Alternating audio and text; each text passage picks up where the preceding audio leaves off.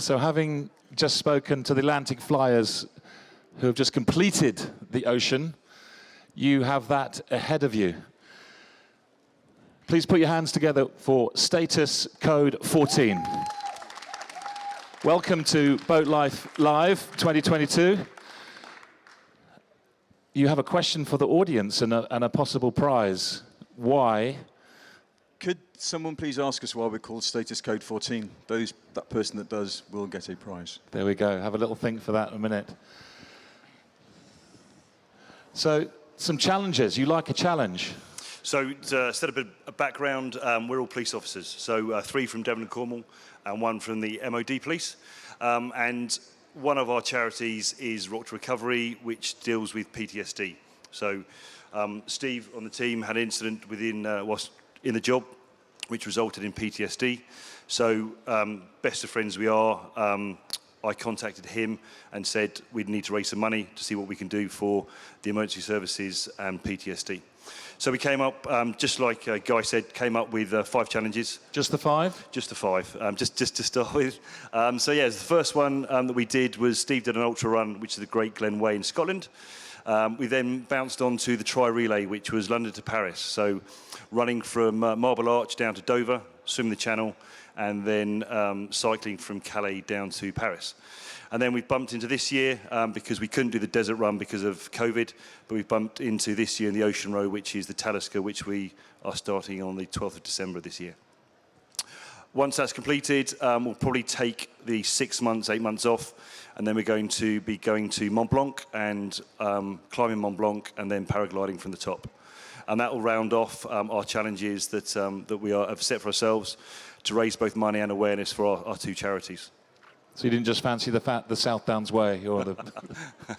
So this was your first challenge? Yes, this is the first one. This is Steve. I'll pass it to him to talk a bit about it. So initially, we'd set ourselves a challenge of running the Great Glen Way. It's 124 miles, starts at Inverness, finishes in Fort William. There were 2 of us training for it. One of the guys was a commercial diver. He got stuck offshore, couldn't come back. He phoned me up and said, Steve, you know that run we've been training for, that 122 Ks, you're going to run 61, I'm going to run 61. He said, you're going to have to run the whole 122. I said, thanks for that. Stay out at sea, don't come back. So I left Inverness at 10:30 on the Tuesday morning, ran all the way through that day, all the way through that night, all the way through the following day, and I arrived in Fort William to be greeted by my teammates at 12:30 the following day. I did that in just over 24 hours with 2 hours sleep. Is this you before or after the... That was during. I could just about manage a grimace and a smile. That's more of a grimace than a smile. If you knew the pain I was in, then yeah, it was not pleasant. I mean, someone tells you Scotland's hilly, it is hilly. That's why I tried to stay by the lakes and the canals. So having just run 122 kilometers, I ran around the corner. The guys are there with their cameras taking pictures. And I say, ran around the corner. I walked around the corner. First thing Simon says was, not well done, mate. Thank you. That's absolutely amazing. He said, would you mind just going back and running so we can get it on film? I said, no, thank you. Loving the media. So not so much running here. So this is in the channel. So a group of 4 of us, we did the channel in 2019 and successfully completed that. So the next year we wanted to do something and add a few more elements, hence the triathlon.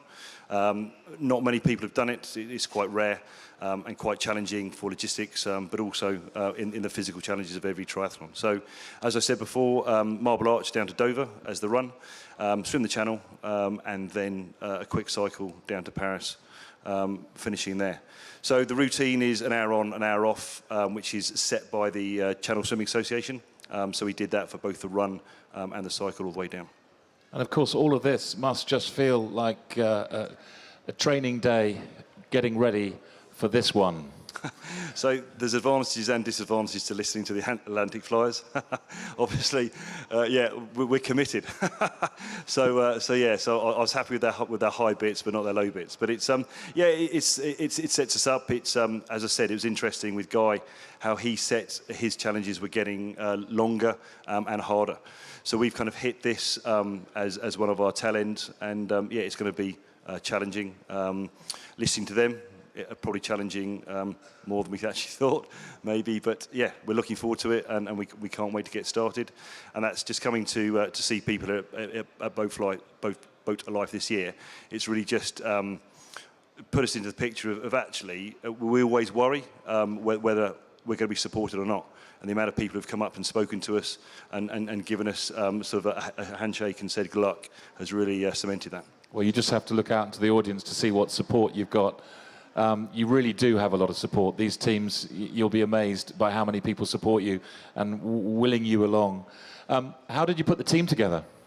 So, yeah, that came down to me. So, obviously, having Steve navigated through the early stages of his PTSD, then we wanted to put a team together and raise as much money and awareness as possible. So, myself and Steve worked a number of years ago on a squad, and then we were on the firearms team together.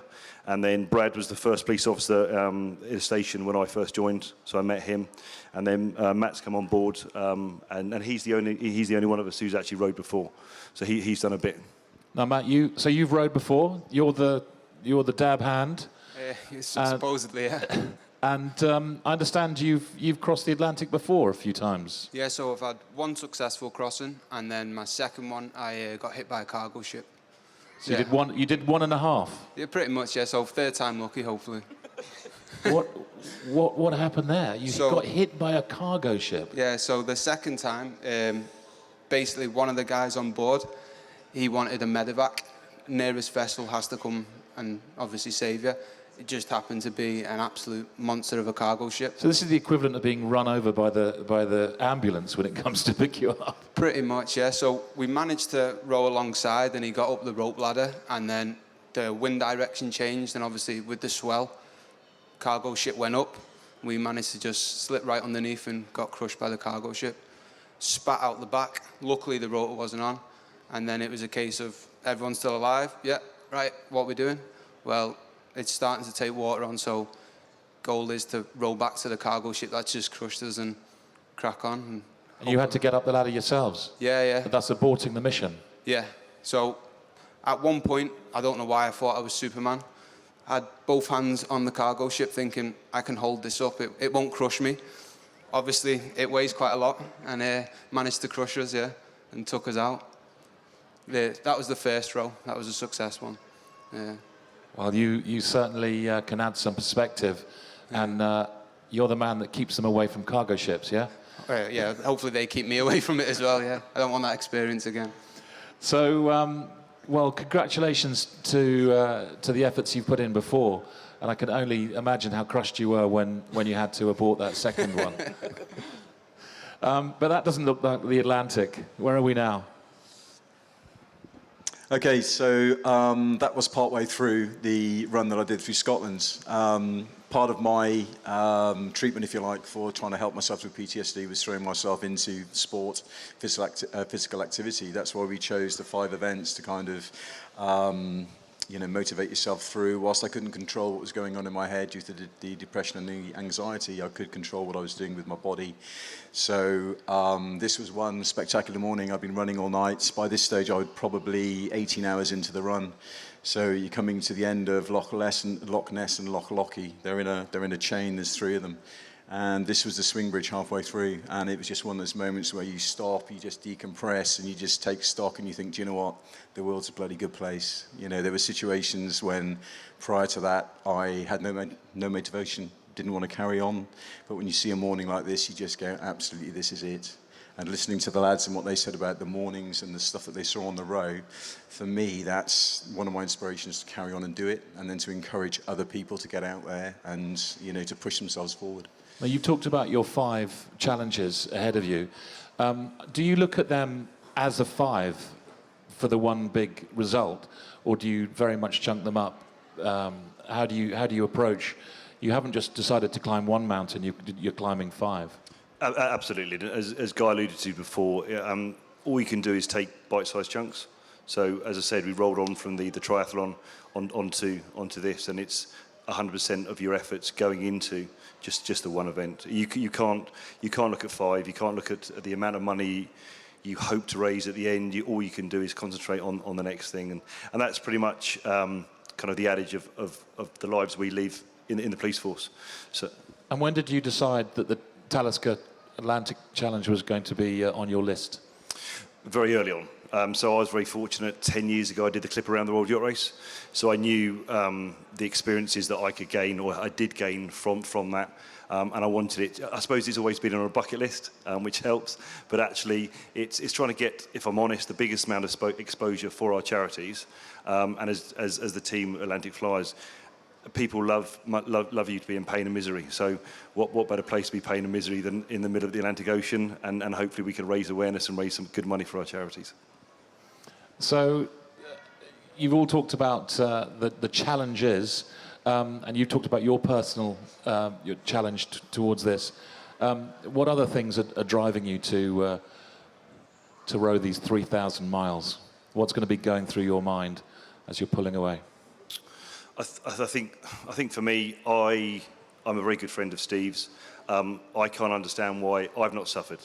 In the police force, I've been to horrific accidents. I've been stabbed whilst on duty. I've had guns held at me whilst I'm pointing a gun back. All these experiences, yet I've never actually suffered from PTSD. Yet I know that I'm one incident away from that. So I think one of the motivations for me is actually, and it's what Guy said, I want to get across. I need to get across. I want to then be able to bounce on to the next event. And again, it's just putting the charities, putting us out there and saying, actually, certainly with mental health, certainly with blokes, certainly within sort of an alpha male environment of the police sometimes, actually it's okay not to be okay. And I think if we can deliver that message from what we're doing, then I think as well as raising the money, the awareness is as important. Well, it's okay not to be okay is a really important message, and there's going to be plenty of times where you're actually not okay. How do you feel about, I mean, you just listened to the Atlantic Flyers talking about some of their challenges. I'd like to pass it one by one down. Listening to that chat from them, what are you fearing? I think for me, the physical challenges that we can't actually do anything about. So such as my hands, for example. I can train. I consider myself pretty fit and ready for it. But until you get out there, until you are actually on the oars day after day, hour after hour, it's that uncontrollable. So that's probably my biggest worry. There we go. Yeah, similarly for myself, it's, and until you get to that point, I experienced it on a very minutiae scale, if you like, with the running. You get to that point where you enter that point of delirium, you're almost laughing when you're running, you're almost crying when you're running. And I think until you experience that, you don't know how far you can go. I'm quite happy with the progress I've made with what I've been through, but I just want to know, I need for myself to go further for myself, but also for those other friends of mine, those friends that can't help, those friends that can't ask for help, that can't put their hands in the air. I want to push myself as far as I can so that they can see that once you've been through that, there is life. You can still achieve something. You can set yourself a goal and you can go through it. If I can't do that, then that's my biggest fear, that I can't fulfill that for them. So that's my motivation. Sounds like you're going to nail that. No, we will. I think for myself, it's seeing what other people have done and the inspiration. It did inspire me to get involved into these sort of challenges. And I think, again, for me personally, if I can give back in some way, there's lots of things, again, like some of the Atlantic Flyers said that they couldn't do. They felt that they felt that there was very little they could do at various times with certain aspects. If I can help various people at times with doing something like this, I'm physically able. I've got no experience of rowing. I've got no experience of the sea. Don't overly like rowing on a rowing machine. I get seasick. But like everything else, it's that one word. It's a physical challenge. I'm a big believer in getting out of your comfort zone. And that's when you test yourself. Not only you test yourself, I think you grow. If I can do that and raise money at the same time, I'd like to think that it would inspire other people to realise that we're not supermen, we're not anything special. We're just people that have decided to do a certain challenge, and if we can do it, anybody can do it. Now the other guys don't know what they don't know. You know what they don't know. Yeah. How's it for you?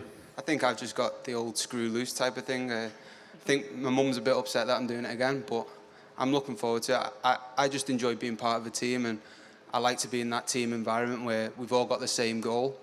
No matter how you're feeling that day, the end goal is to get to the other side. And it's good to be aligned with different charities, and the charities that we're aligned with is something that we're all quite passionate about. And it's good to have the goal of getting to the other side, but you then get to see what those charities do for other people.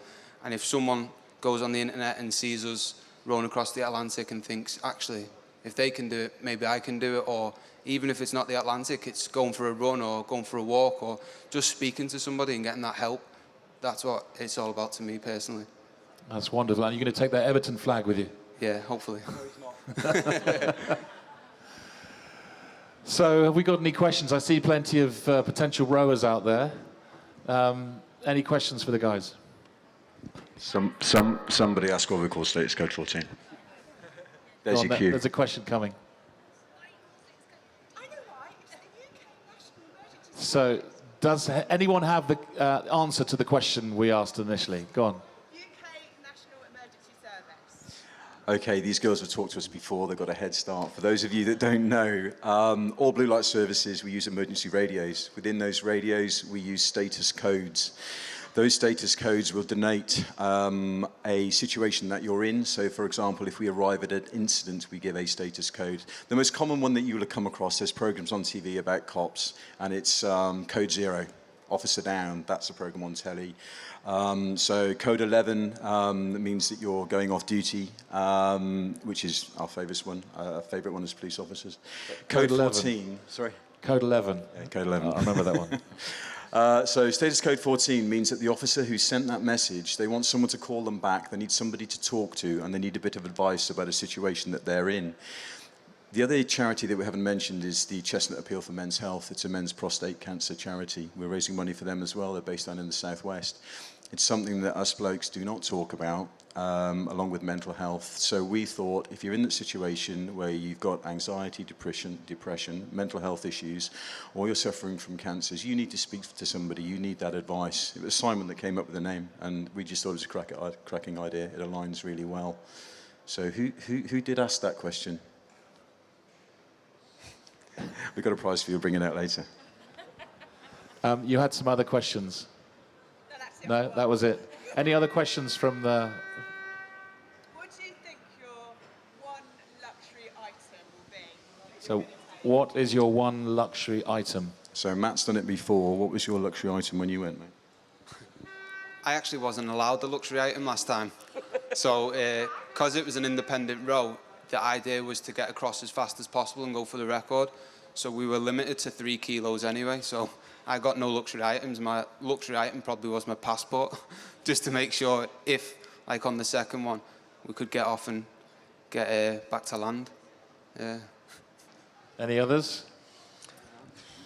I think the only thing I'm going to take is a pillow, something as stupid as that. Because although I'm going to be tired, I think I'm going to need to kip as much as I can do. So an inflatable pillow, I think I'll be quite happy with that. I don't see it as a luxury. I see it as a necessity. For me, music is very important. We can't put the system on today, but we have got the phrase is hoofing, an amazing sound system on the boat. So for us, that's going to be very important to us. Well, certainly to me. Mine's fairly simple. It'll just be lots of rum that I'll be taking. I thought you were going to say attitude. No, definitely rum. Definitely rum. Well, on that note, please follow. Let's go one last thing. I just wanted to pick up on something that Mark mentioned earlier. The support we've had from BoatLife this week has been absolutely amazing, down to Hayley and Ginger that have put this all together, and all the other sort of stands, the stall holders and the exhibitors. I'm just going to pop off stage at the moment. For any of you guys who are entering Talisker or thinking of entering it, we have been very, very lucky to have partnered with a company called Mustang Survival. They are now producing some extremely good foul weather gear for ocean rowers, yachtsmen, kite surfers, etc. Not only do they do fantastic camo hats, but is it okay if I just show the guys what we've been given? Thank you. It's one of the features of coming to BoatLife. We've never been here before. It's obviously a brand new event, and Hayley invited us, and we weren't too sure how we're going to be received. But it's been absolutely fantastic in terms of the Atlantic Flyers. We're talking about raising money and raising awareness, all those sort of things. But we need kit, we need money, and we've been absolutely bowled over at the generosity of people here. Well, speaking on behalf of BoatLife Live, it's been wonderful having you here. It's really important that we come together as a fraternity. It's BoatLife, that's what it's about. It's about celebrating being on the water, loving listening to all these great guests that we've had, including you guys. Thank you very much from the industry, the help you're getting, the help you're going to get. So thank you very much. But for now, please put your hands together. Status code 14. And please do go and have a chat to the guys up on the boat. It's on that back wall back there, and you'll get an idea of exactly the small environment that they're going to be living in as you cross the thing. Thank you very much. See you tomorrow.